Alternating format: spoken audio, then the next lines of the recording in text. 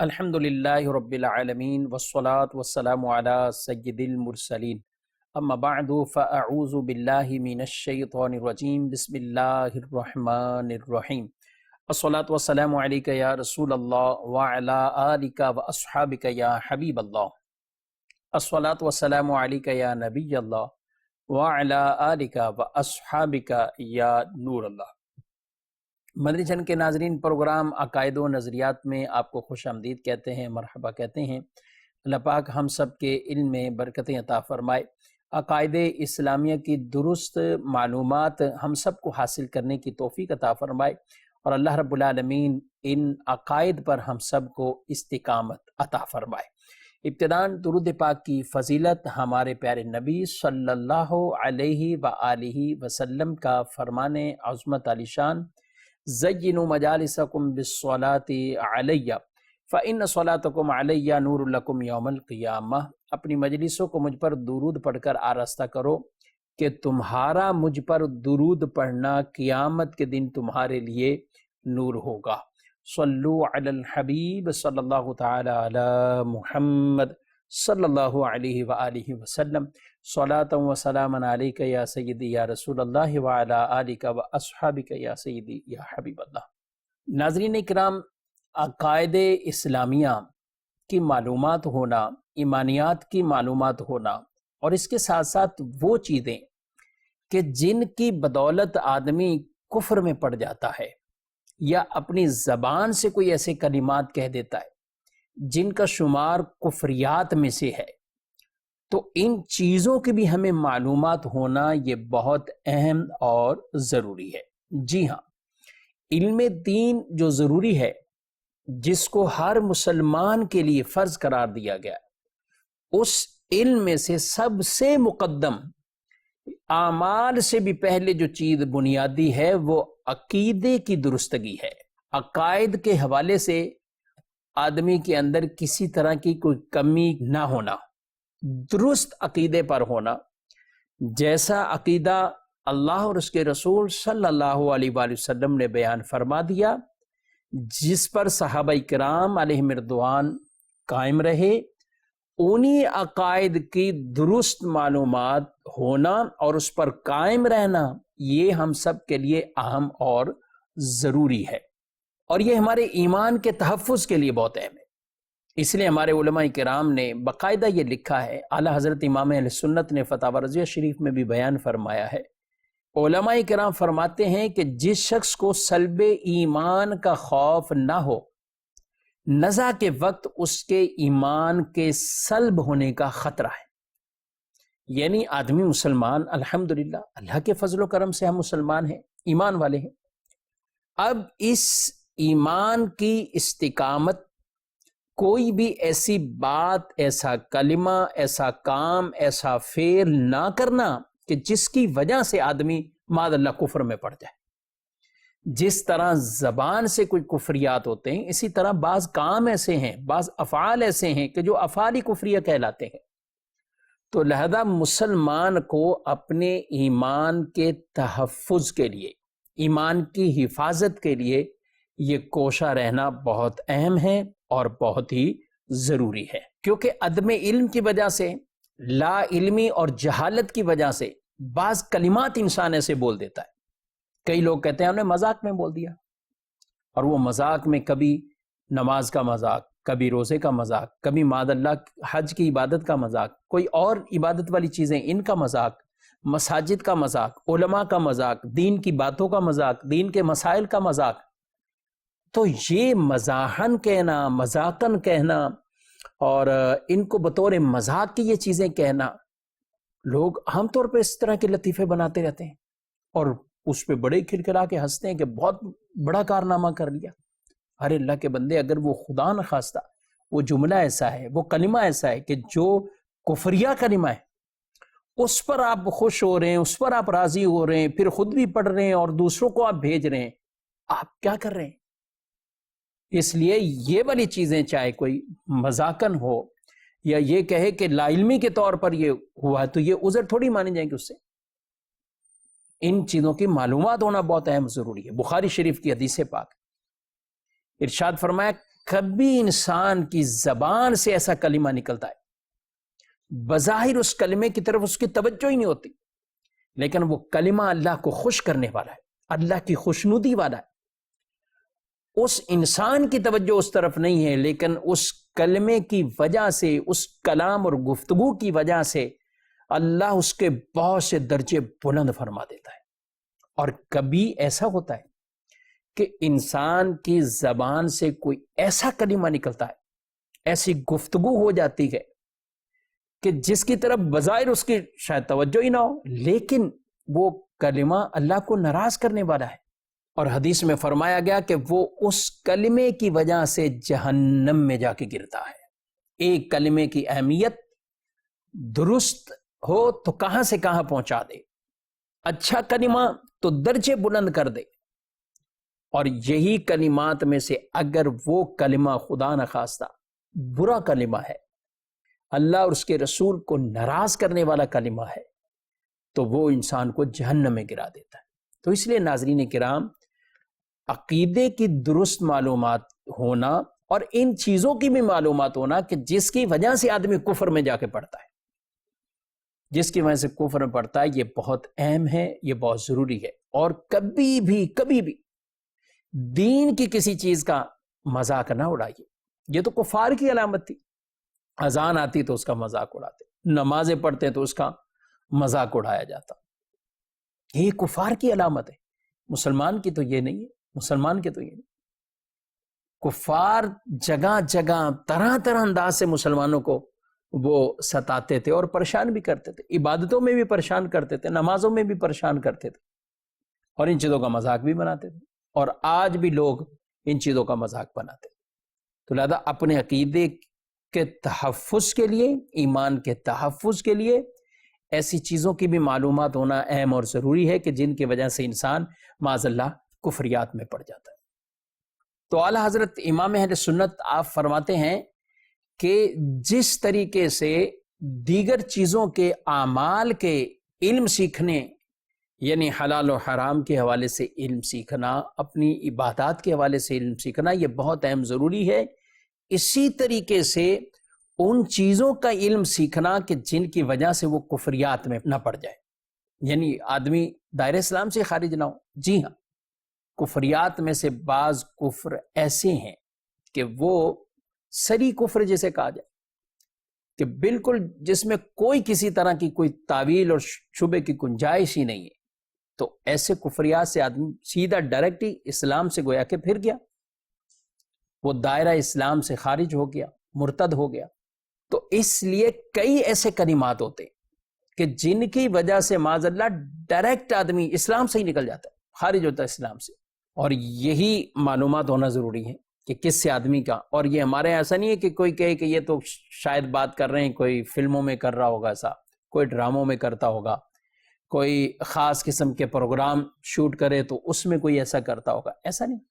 بعض کلمات یہ فلم و ڈراموں سے ہی سیکھ کے عوام کی زبانوں پر ہوتے ہیں، جو باہر بھی بول رہے ہوتے ہیں، اب چاہے وہ سوشل میڈیا سے سیکھ لیتے ہیں یا کہیں سے پڑھ لیتے ہیں۔ اور ایک طبقہ ہے لوگوں کا جو جان بوجھ کر قصداً اسلام اور اسلامیات اور دینیات کے اوپر مذاق والی پوسٹیں شیئر کرتے ہیں اور وہ بھیجتے ہیں لوگوں کو۔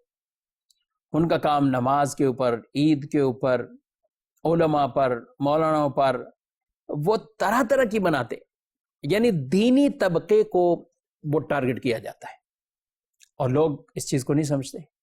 اور اس کی بھی وجہ ہے کیوں دینی طبقے کو کرتے ہیں۔ ایک تعداد وہ ہے جو علماء سے ان کو چڑ ہے، علماء کی بدنامی انہوں نے کرنی ہے، یعنی انہوں نے اپنا ایک مقصد بنایا ہوا ہے یا کسی کے مقصد پر وہ چل رہے ہیں، علماء کے ساتھ ان کو یہ کرنا ہے۔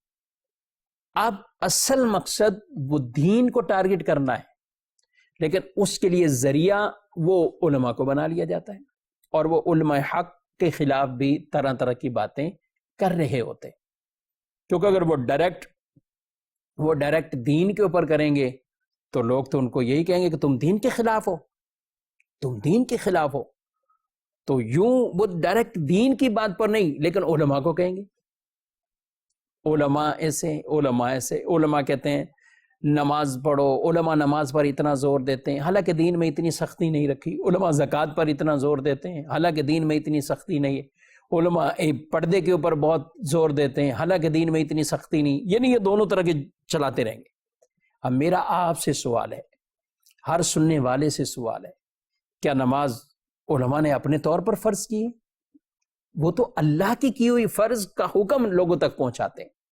اب اگر کسی کو نماز سے مسئلہ ہے، یعنی وہ نہیں پڑھتا، تو ایک تو وہ ہے کہ جو سستی کرتا ہے، نماز نہیں پڑھتا، وہ گناہ گار ہوتا ہے، لیکن ایک وہ شخص جو نماز کا انکار کر رہا ہے سرے سے، ایک وہ شخص جو نماز کا مذاق اڑا رہا ہے، تو ان دونوں میں کوئی فرق تو کریں گے؟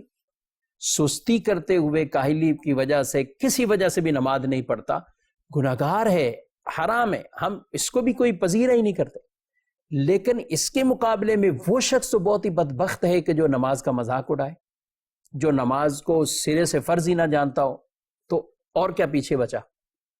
تو اس لیے نماز کو ٹارگٹ کرنے، نماز کو کہیں گے تو لوگ کہیں گے کہ یہ تو نماز کے اوپر کر رہے ہیں، نماز کے خلاف بول رہے ہیں، تو اس لیے وہ علماء کا حوالہ دے کر نماز کی طرف موڑتے ہیں، علماء کا حوالہ دے کر حج کی طرف لے جائیں گے، علماء کا حوالہ دیں گے زکوٰۃ کی طرف لے جائیں گے، علماء کا حوالہ دیں گے قربانی کی طرف لے جائیں گے، علماء کا حوالہ دیں گے تو کوئی نہ کوئی ایسی نیکی والی چیز لے کر آ جائے اور اس کے اوپر گفتگو کرنا شروع۔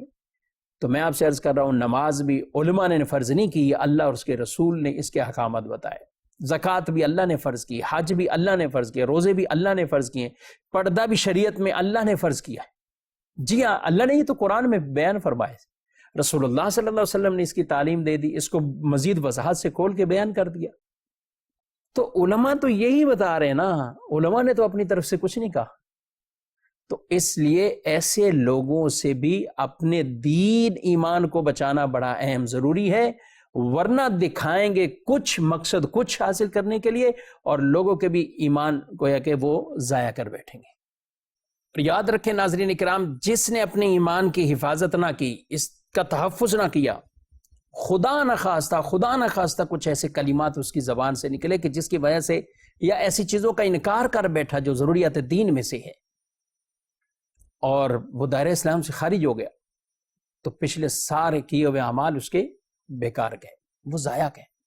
قرآن مجید فرقان حمید میں اللہ پاک ارشاد فرماتا ہے، وَمَن يَرْتَدِدْ مِنْكُمْ عَنْ دِينِهِ فَيَمُتْ وَهُوَ كَافِرٌ فَأُولَئِكَ حَبِطَتْ أَعْمَالُهُمْ فِي الدُّنْيَا وَالْآخِرَةِ وَأُولَئِكَ أَصْحَابُ النَّارِ هُمْ فِيهَا خَالِدُونَ۔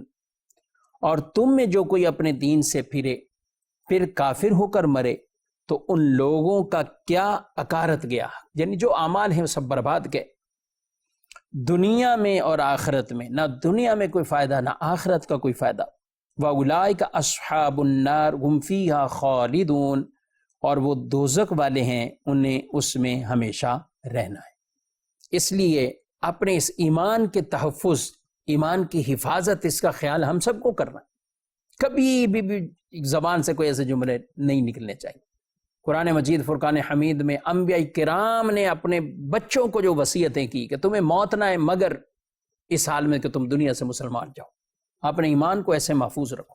یا ایھا الذین آمنوا اتقوا اللہ حق تقاتہ ولا تموتن الا وانتم مسلمون، اے ایمان والو اللہ سے ڈرو جیسا ڈرنے کا حق ہے، اور تم ہرگز نہ مرنا مگر مسلمان، یعنی ایمان اسلام کی حالت میں ہی تمہیں موت آئے، ایمان اسلام کی حالت میں تمہیں موت آئے۔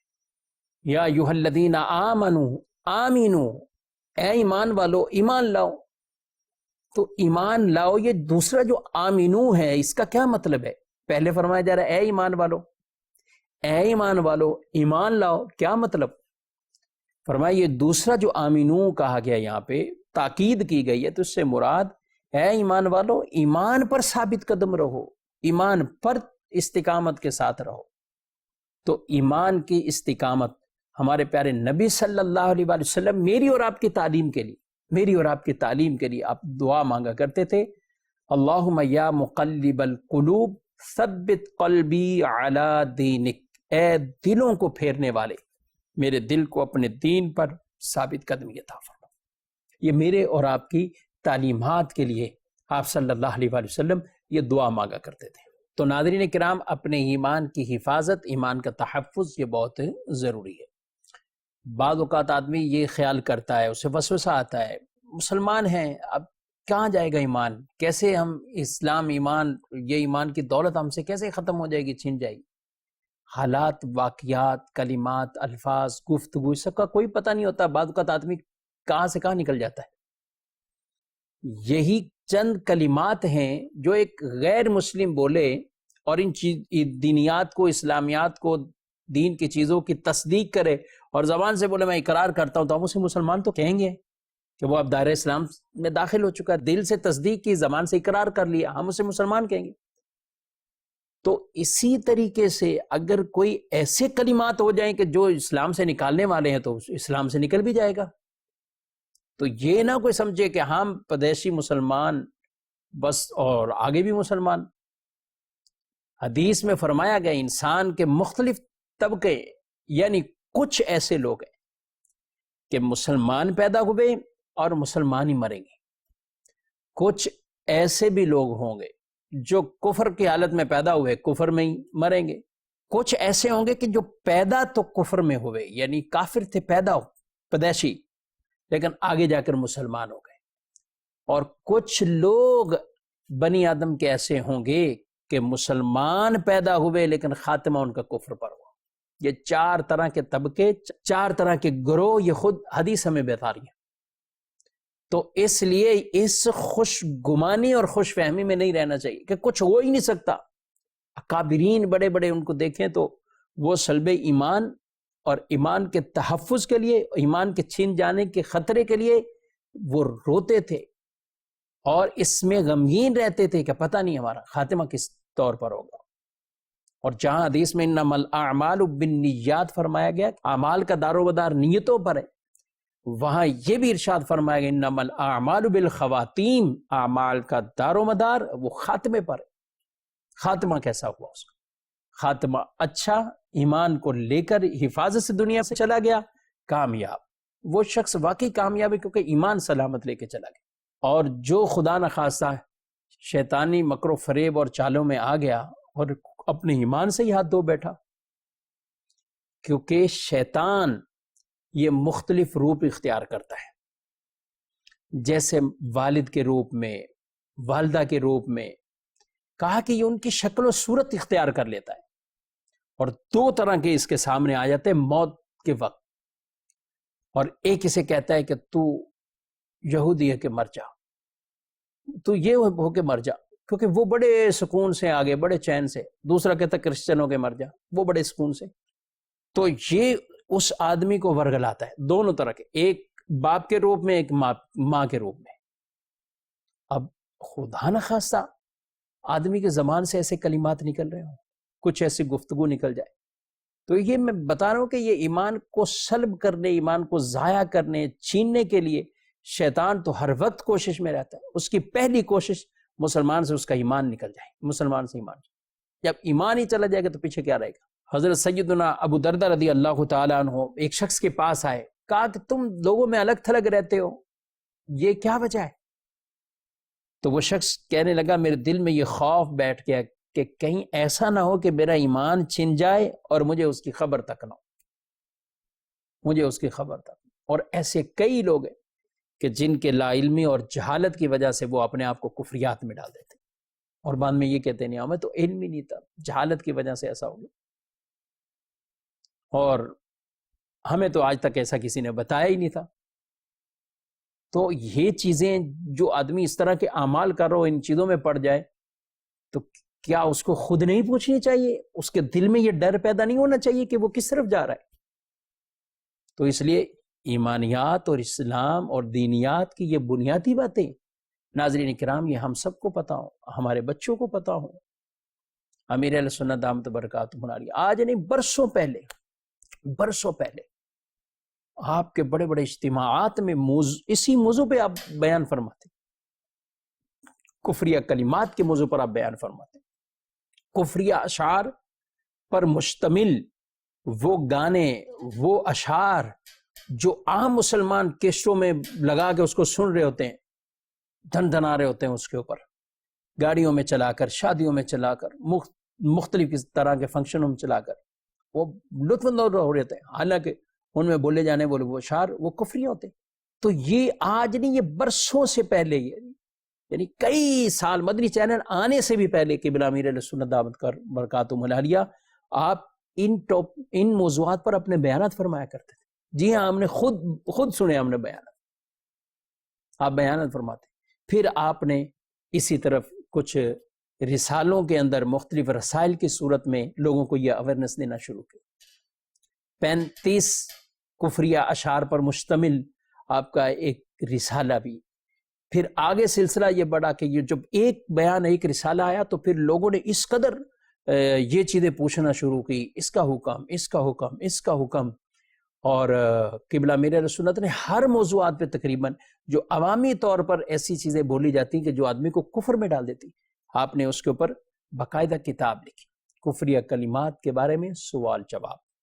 ایسی زبردست کتاب ہر مسلمان کو خود پڑھنی چاہیے. آپ نہیں پڑھ سکتے، آپ آگے بڑھیے، شامی سے آپ رابطہ کیجیے، انشاءاللہ فیضان آن لائن اکیڈمی سے آپ کو اس کے اوپر اویئرنیس دی جائے گی، پڑھایا جائے گا، بطور انصاب کے طور پہ آپ کو پڑھایا جائے گا. سب سے بڑھ کر یہ ہمارے ایمان کی حفاظت والی چیز ہے. تو آپ آگے بڑھیں، یہ آپ کو انشاءاللہ پڑھا دیں گے. ناظرین کرام، یہاں میں ایک بات بطور خاص، ہم یہ ایمان کی حفاظت کے حوالے سے تو ہم سن رہے ہیں، لیکن یہ بات بھی ضرور سمجھنے والی ہے. ایسا نہ ہو کہ کوئی کسی کا جملہ سن کر اس کو خود ہی بولے کہ یہ تو کفر ہو گیا، یہ دائرہ اسلام سے خارج ہو گیا. یہ عوام کا کام نہیں، یہ عوام کا کام نہیں. اس کے لیے آپ کو جو بھی بات ہے، کلمہ ہے، گفتگو ہے، آپ ڈائریکٹ کسی عالم دین سے، مفتی اسلام سے یا دارالتاء سنت سے آپ رابطہ کروا دیجئے. دارالتاء سنت کے ٹیلی فون نمبرز پر کال کر کے، فون کر کے وہ چیز پوچھ لیجئے، یا براہ راست دارالتاء میں حاضر ہو جائے اور اس چیز کے بارے میں معلومات لیں. لیکن خود عوام کا یہ کام نہیں کہ وہ کسی کو پر کفریات کے یا خود ہی کہہ رہے کہ یہ جملہ کفر میں ہے، یہ جملہ کفریات میں نہیں. ایسا نہیں، اس کے بھی اپنے احکام ہیں، ان کو بھی تعین کرنا. پھر کفر صریح ہے، کون سی قسم میں ہے، اس کے بعد اس کے کیا احکامات لاگو ہوتے ہیں. تو یہ عام عوام کا کام نہیں ہے، یہ علماء دین کا کام ہے، یہ مفتیان اسلام کا کام ہے. تو اس لیے آپ خود کسی کو نہیں کہیں گے. ہاں، ان کلمات کے بارے میں رہنمائی لے کر پھر ضرور آگاہی دی جا سکتی ہے، بتایا جا سکتا ہے. اللہ پاک ہم سب کے ایمان کی حفاظت فرمائے اور دنیا سے ہم سلامتی کے ساتھ اپنا ایمان لے کر جانے میں کامیاب ہو جائے. ان فتنوں کے اندر، آزمائشوں میں جب آدمی پڑتا ہے، غربت سے پناہ مانگے گی. روایت میں وہ کیوں پناہ مانگے گی؟ یہ ہماری تعلیم کے لیے. پناہ اس لیے مانگے کہ غربت ایسی کہ جو انسان کو کفر کے اندر لے کے جاتی، فقر ایسا کہ جو کفر میں باز کر لے جاتا. تو یہ چیزیں بھی سبب بن جاتی ہے. اور آج کے اس دور میں ہم دیکھتے ہیں کئی لوگ بیرون ملک نوکریوں کے چکر میں، بڑے بڑے ممالک کے اندر ویزے لینے کے اعتبار سے وہ اپنے ایمان کو بھی داؤ پہ لگا دیتے. یہاں تک کہ اگر ان کو ایسے فارم بھرنے پڑیں کہ جس کے اندر اپنا آپ، وہ ماد اللہ اس کو کوئی کرسچن یا کچھ اور لکھوانا، یا کچھ تو ایسے ہیں کہ ڈائریکٹ قادیانیت اپنے فارم پہ لکھوا کر وہ چلے جاتے ہیں. یعنی یہ چیز بھی گویا کہ وہ قبول کر رہے ہیں. اللہ اکبر. یہ نہیں سوچتے اس میرے قدم اٹھانے سے کتنے بڑے میں نے نقصان کو اپنے ذمہ لے لیا. دینی نقصان ہی سب سے بڑا نقصان، کیونکہ جو دنیا سے مسلمان جائے گا کامیابی تو اسی کو ملے گی. فَمَنْ زُحْزِحَ عَنِ النَّارِ وَأُدْخِلَ الْجَنَّةَ فَقَدْ فَازَ. اللہ فرماتا ہے جسے جہنم سے بچا لیا گیا اور جنت میں داخل کر دیا گیا تو وہ کامیاب ہے، وہ کامیاب ہے. تو کامیابی اصل چاہیے، جہنم سے ہمیشہ کے لیے چھٹکارا چاہیے، جنت کا ہمیشہ کے لیے داخلہ چاہیے، ایمان کی حفاظت، ایمان کی سلامتی، ایمان پر استقامت اور ایمان پر موت. یہ چیز بہت اہم ضروری ہے. اللہ پاک میرے اور آپ کے ایمان کی حفاظت فرمائے. یہ دعا پڑھتے رہیں، یا مقلب القلوب ثبت قلبی علی دینک. اے دلوں کو پھیرنے والے مولا، میرے دل کو اپنے دین پر استقامت عطا فرما، میرے دل کو اپنے دین پر استقامت عطا فرما. کچھ گفتگو تمہیدی طور پر آج کی اس پروگرام میں کی ہے. انشاءاللہ آئندہ پروگرام میں کفریہ کلمات پر انشاءاللہ کچھ اویئرنیس دینے کی کوشش اور صحیح کریں گے، تاکہ عوام ان چیزوں سے اپنے آپ کو بچائے اور اپنے دین کی، اپنے ایمان کی حفاظت کرے۔ اللہ پاک ہم سب کو نبی پاک صلی اللہ علیہ وسلم کی سچی پکی غلامی عطا فرمائے، اس غلامی میں جینا اور اسی غلامی میں مرنا نصیب فرمائے، آمین بجاہ النبی الامین صلی اللہ علیہ وآلہ وسلم۔ علم سیکھیں